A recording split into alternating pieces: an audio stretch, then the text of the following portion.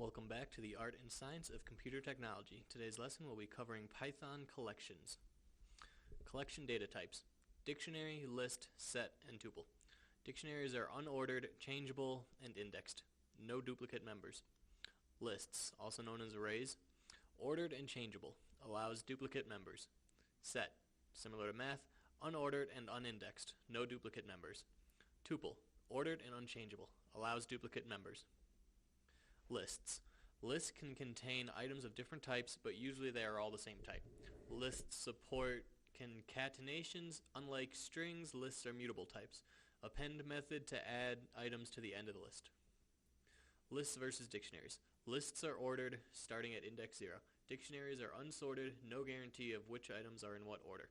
Lists are accessed by index, such as items, square brackets, 2. Dictionaries are accessed by key, such as people, square brackets, Leo. One versus multiple dimensions. One-dimensional lists, also known as one-dimensional arrays. Vector list gets assigned a list containing the values 1, 2, 3, and 4 in that order. So the 0 index would be this 1 index would be 2, 3 would be, so vector list 0 equals 1, and then so on and so forth.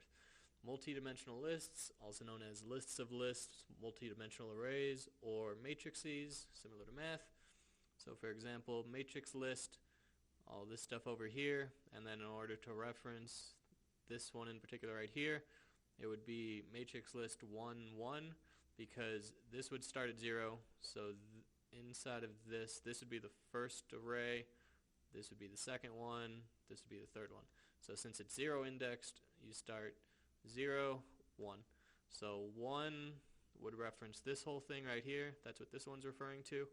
And then to get to the other one from right here, you would count 0, 1, which would get you 4. Lists. Clear lists with list name, square brackets, colon inside, gets assigned this. So you'll see this a lot as well when dealing with ranges and splicing and all kinds of stuff like that. Delete lists with del, keyword del, and then the name of your list. List methods. List append x, add an item to the end of the list. List.extend takes an iterable, extend the list by appending all items from the iterable. List.insert ix, insert the item at the given position. So this would be the index, and this would be what you're inserting. List.removex, remove the first item that's equal to x. So whatever you pass in, the first encounter that you find, that one's going to be the one removed. So if you have duplicates, whichever one's the first one, that would be the only one that gets removed. List.pop takes I. Remove the item at the given position in the list and return it. If no item is specified, the last item is removed and returned. So you'll see pop a lot with dealing with stacks and all kinds of stuff as well. So we'll use that plenty, and you'll be able to figure out pretty quickly probably. List methods continued. List.clear, remove all items from a list, equal to what we just saw with del list with this. List.index x, optional start, optional end, return index and list of first item equal to x. Index returned from 0 index of list, not the start index. List.count takes x, return the number of times x appears in the list. So if you have the word cat appear 20 times in your list, this would return the number 20. List.copy, return a shallow copy of the list, equal to this right here. List methods continued. List.sort, key defaults to none, reverse defaults to false, sort the items of the list in place. List.reverse, reverse the elements of the list in place. Dictionaries, unordered, changeable, mutable, can be mutated is what mutable means, so changeable, and indexed. Dictionary methods. Clear, removes all elements from the dictionary. Copy, returns a copy of the dictionary. From keys, returns a dictionary with the specified keys and values. Get, returns the value of the specified keys. Key. Items, return a list containing a tuple for each key value pair. Keys, returns a list containing all the dictionary's keys. Dictionary methods continued. Pop, removes and returns the element with the specified key. Pop item, removes and returns the last inserted key value pair. Set default, returns the value of the specified key. If the key doesn't exist, then insert the key with the specified value. Update. Updates dictionary with the specified key value pairs. Values. Returns a list of all values in the dictionary. Sets. Unordered, unindexed, written in curly brackets. Set methods. Add. Adds an element to the set. Clear. Remove all elements from the set. So pretty much just empty, clear the set. Copy. Returns a copy of the set. Difference. Returns a set containing the difference between two or more sets. Difference update. Removes the items in one set that are also in another specified set. Discard. Removes specified item. Set methods continued. Intersection. Returns a set that is the intersection of two other specified sets. Intersection update. Removes the items in one set that are not in the other specified sets. Is disjoint. Returns if two sets have an intersection or not. Is subset. Returns if another set contains this set or not. Pop. Removes an element from the set. Remove. Removes the element from remove the specified element. Set methods continued. Symmetric difference. Returns a set with the symmetric differences of two sets. Symmetric difference update. Inserts the symmetric differences of two sets. Union.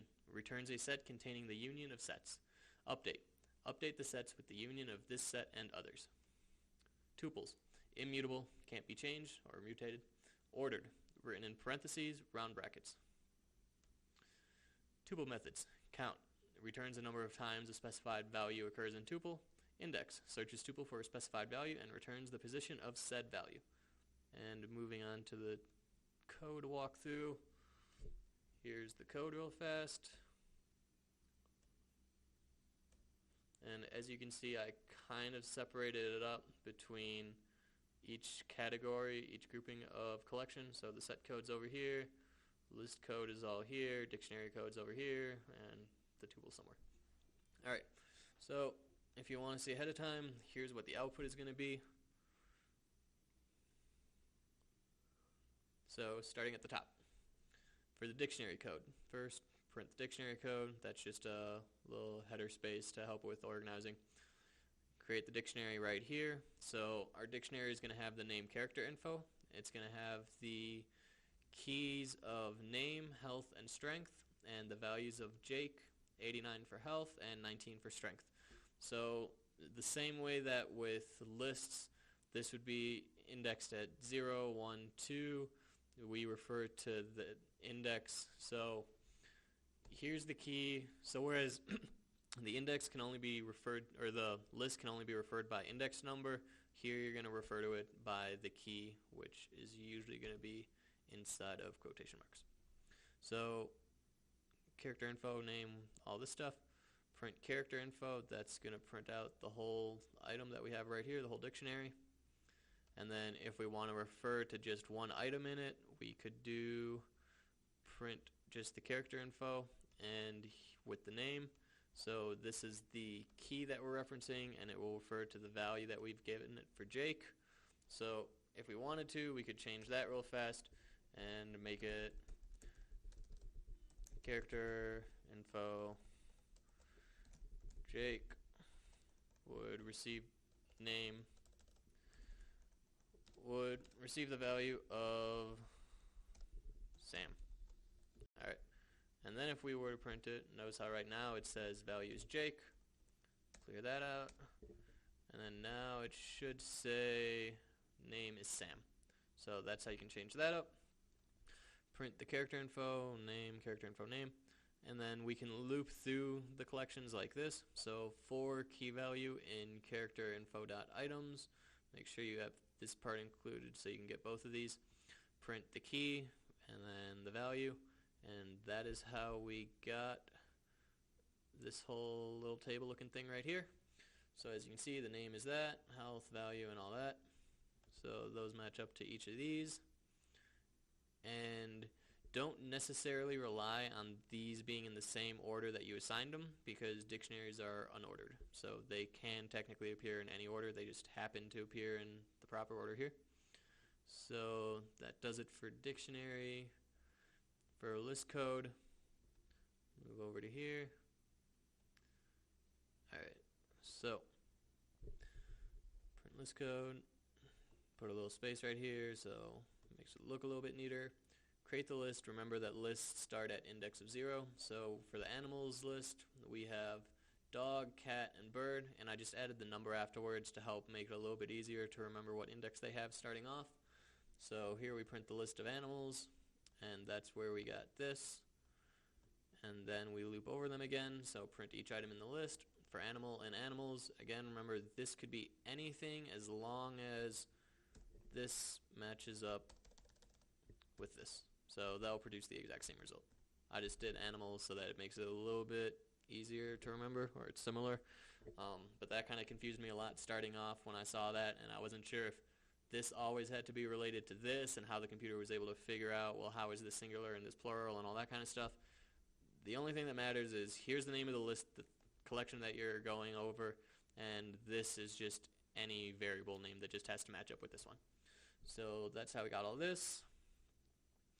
Moving on, accessing list by index numbers. Right here you can do animals 1, and that would return you the first index, which would be the second item, because again it's 0 indexed.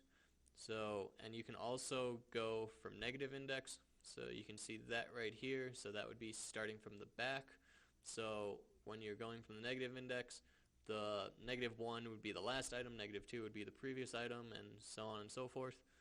So as you can see, where are we at over here? Print animals 1 here, bird 2.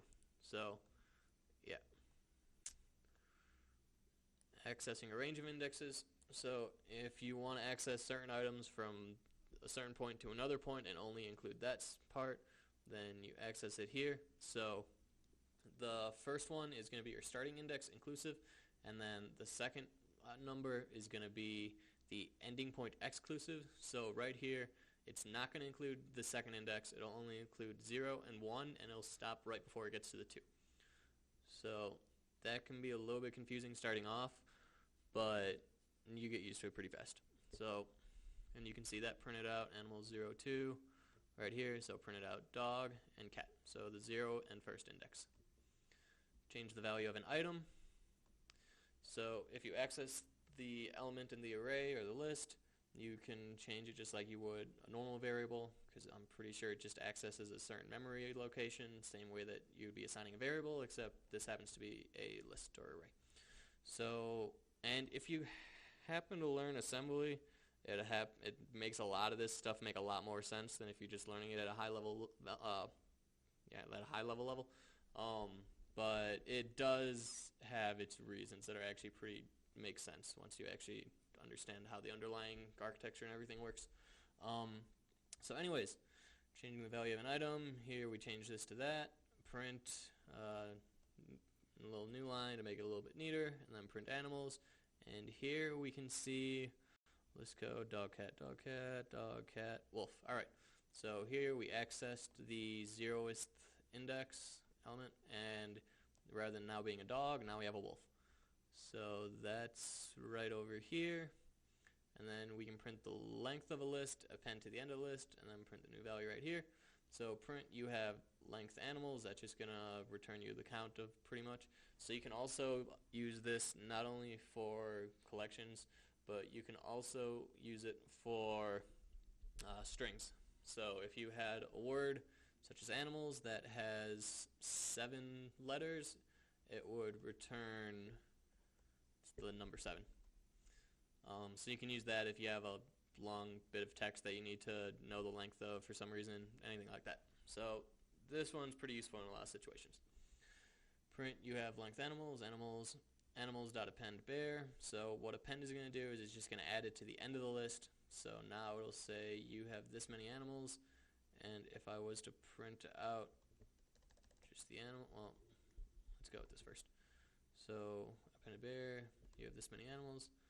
So right here after this, currently we have 3 animals, and then we get to the append bear, and it says you now have 4 animals. And if you were to print it right here, it would show this with the bear added on to the end right there.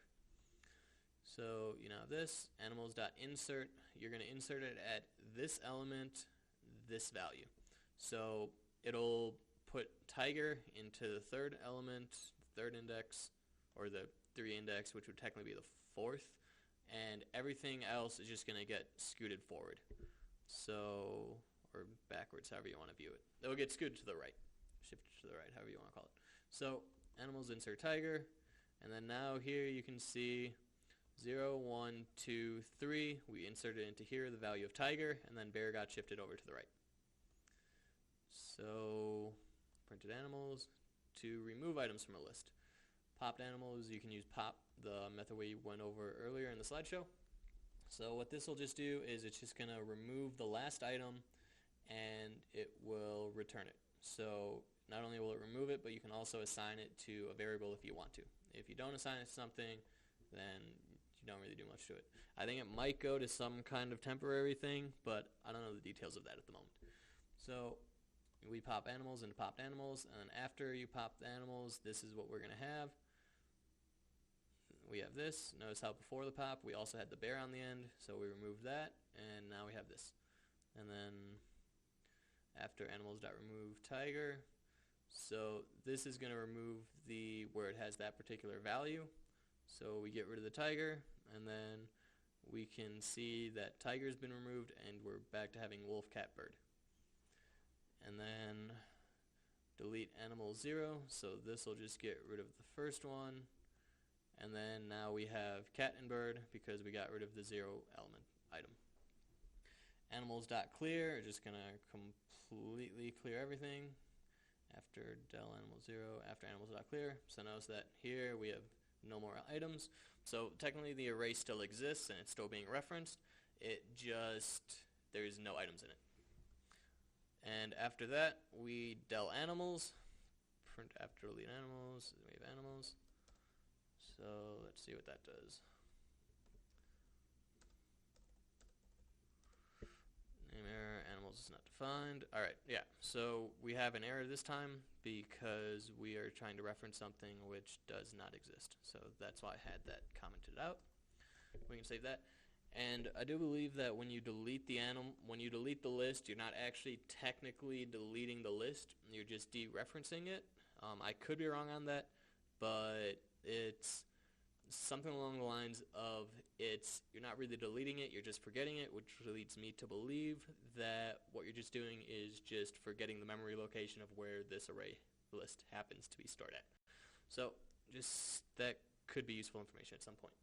So list of lists are what we covered earlier about multidimensional arrays, so are matrices, more commonly called matrices in math. So exercises, here we got push-ups, pull-ups, squats, lunges. Upper body is going to be inside of the 0 index array and then the 1 index array, and then within that we have, so this will be 0, 0, 0, 1. This one will be 1, 0, 1, 1. So here we can print exercises and that'll just print the whole thing. And now that the error message should be gone again. Alright, so right over here, this is going to be our entire multi-dimensional list or list of list. Exercises, exercise 1 is going to refer to this first thing right here, and you can also go more and more sub-lists if you want.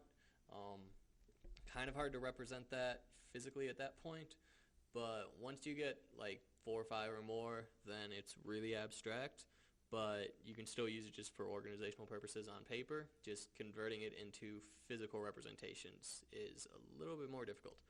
So for exercises 1, referencing the first list inside of this list, that returns this, and then here's how we access the individual item within the list, the sublist. And we can see that right there, and that's all over here. So moving on to sets. Here's what we got right here. Alright, so print the set code. A couple of new lines escaped, so that'll just print the new line. Here we create the set. Numset gets assigned this. Notice how it's inside of these little curly braces, so that indicates that it's going to be a set. Then we just fill in the values over here. Print numset, and then just a little note, repeats automatically removed, so we can see that. Here's 1, 2, 3, 3, 2, 1. So this whole bit right here and this 2 should not appear. And as you can see right here, we removed all the repeats. So numset's automatically removed. Numset.add 100, so you can only add one item at a time. And now over here, remember that sets are unordered. Here you can see that the 100 appears in the middle, so that's what it refers to when it says unordered. So you can't rely on it being exactly where you expect it to be. Yeah. So print numset, remember the sets are unordered, and then we can update it by adding these values to it. So if you want to add one item at a time, use the add method, and if you want to add more than one value at a time, go use the update method, and here you can add many items at a time. So print numset, and again, numbers can appear in any order. So here we look right here, and notice how the 10 appears over here, the 20 is over here, and the 30 is over here. Even though we entered it sequentially 10, 20, 30, 40, they appeared in any order. So keep that in mind for sets. Dictionaries are the same way. And as for tuples, just a little standard organization right there. We're going to make a tuple called fruit tuple. It's going to contain the values of strawberry, kiwi, and orange. And we're going to print fruit tuple, so this is what it's going to look like as a whole. It's right here. So very similar to the arrays and the sets and everything else when you print the entire thing. And then if we're printing just one value, print fruit tuple 0. So this one's very similar to an array or a list. The only difference, one of the main differences, is that with the tuple you can't change it. Once you've made it, that's going to be your tuple. So, but we access it the same way as we would with a regular list. So fruit tuple 0 is going to be strawberry, the 1 index is going to be kiwi, 2 index is going to be orange. So we print fruit tuple, prints the whole thing, and then print fruit tuple 0 index is going to return us with the very first item, which is going to be strawberry. And then now here we have our little fish tuple.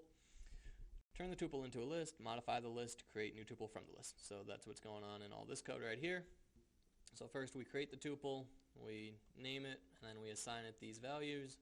So blue fish, red fish, yellow fish, green fish. And then we're going to print the starting fish is fish tuple. So this is what our tuple is starting off as. Should say starting tuple. So our starting tuple is going to be blue, red, yellow, green.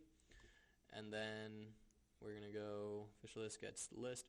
So we're going to convert this into a list so that we can modify what we have. So list fish tuple is going to just return simple array for this. And then fish list 3 gets the value of purple. So rather than this being green, it'll now be purple because 0, 1, 2, 3. And then we take this, which is now a list, fish list 3. Tuple fish list is going to be turned into a tuple, and then it's going to be assigned to fish tuple. So you can just completely override it, you just can't modify it. Or you can change the reference, I'm guessing is what's going on. So we got that, and print the finishing fish, which is going to be fish tuple. And here's our finishing fish tuple, which is going to be blue, red, yellow, and purple. Hopefully that made a lot of sense. If not, go rewatch the slides, and you can look up separately all of those methods because I don't have the time at the moment to cover every single method in detail, but you have all of them, so you can look those up. Python reference, Python docs.python.org/3, I believe. It was listed somewhere. They have pretty much all the methods for the entire Python language that comes built in, so you can go read that. Really good resource. And other than that, have a great day. Thank you very much.